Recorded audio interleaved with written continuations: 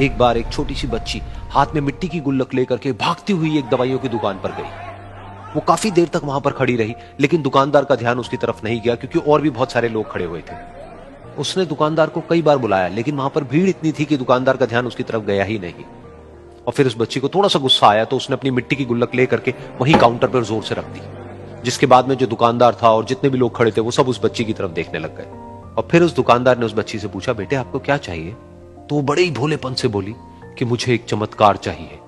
ये सुनकर के दुकानदार को कुछ समझ नहीं आया, ना ही वहां पर जो लोग थे उनको कुछ समझ में आया, और सब उसकी तरफ देखने लग गए। फिर दुकानदार ने बोला, बेटे चमत्कार तो यहां पर नहीं मिलता है। तो बच्ची को लगा कि वो उससे झूठ बोल रहा है, तो बच्ची ने कहा कि मेरी गुल्लक में बहुत पैसे हैं, आप बताओ आपको कितने पैसे चाहिए, लेकिन मैं आज यहां से चमत्कार लेकर के ही जाऊंगी। तो वहीं काउंटर पे एक और आदमी खड़ा था, उसने उस बच्ची से पूछा कि बेटे क्यों चाहिए तुमको चमत्कार? तब उस बच्ची ने अपनी कहानी बताई कि अभी कुछ दिन पहले मेरे भाई के सर में बहुत तेज दर्द हुआ, तो मेरे पापा मम्मी उसको हॉस्पिटल ले गए। उसके बाद कई दिन तक मेरा भाई घर नहीं आया। तो मैंने कई बार अपने पापा से पूछा, लेकिन उन्होंने मुझे कुछ नहीं बताया। उन्होंने बार बार यही कहा कि वो आ जाएगा, वो कल आ जाएगा, वो कल आ जाएगा, लेकिन वो आ ही नहीं रहा था। तो मैंने देखा कि मम्मी रो रही है। अब पापा मम्मी को कह रहे थे कि उसकी दवाइयों के लिए और उसके इलाज के लिए जितने पैसे चाहिए उतने मेरे पास में नहीं है, अब उसको कोई चमत्कार ही बचा सकता है। तब मुझे लगा कि अगर मेरे पापा के पास में इतने पैसे नहीं भी हैं तो क्या हुआ, मेरे पास में तो है। तो मैंने जितने भी पैसे जोड़ रखे हैं वो सारे लेकर के मैं इस दवाई की दुकान पर आई। फिर उस आदमी ने उस बच्ची से पूछा, कितने पैसे हैं तुम्हारे पास में? ये सुनते ही उस बच्ची ने अपनी गुल्लक उठाई, जमीन पर फेंकी और तोड़ दी और पैसे गिनने लग गई। बाकी सब लोग खड़े होकर के उसको देख रहे थे।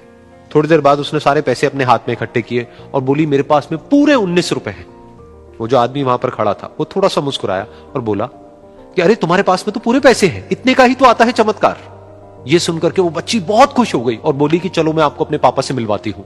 बाद में पता लगा कि वो आदमी कोई आम आदमी नहीं था, बल्कि एक बहुत बड़ा न्यूरोसर्जन था, और उसने सिर्फ 19 रुपए में उसके भाई की सर्जरी करी और कुछ ही दिन बाद वो ठीक होकर के घर वापस आ गया। फिर कुछ दिन बाद वो बच्ची, उसका भाई, उसके पापा, उसकी मम्मी चारों एक साथ बैठे हुए थे और बात कर रहे थे। तो उसकी मम्मी ने उसके पापा से पूछा कि अब तो बता दो ये चमत्कार आपने किया कैसे? तो उन्होंने अपनी बेटी की तरफ देखा और बोले, ये चमत्कार मैंने नहीं, इसने किया है।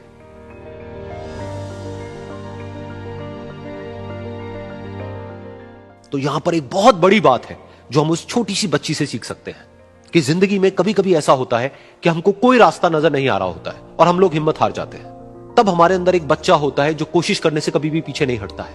वो हार मानने को तैयार नहीं होता है क्योंकि उसको ना शब्द समझ नहीं आता है।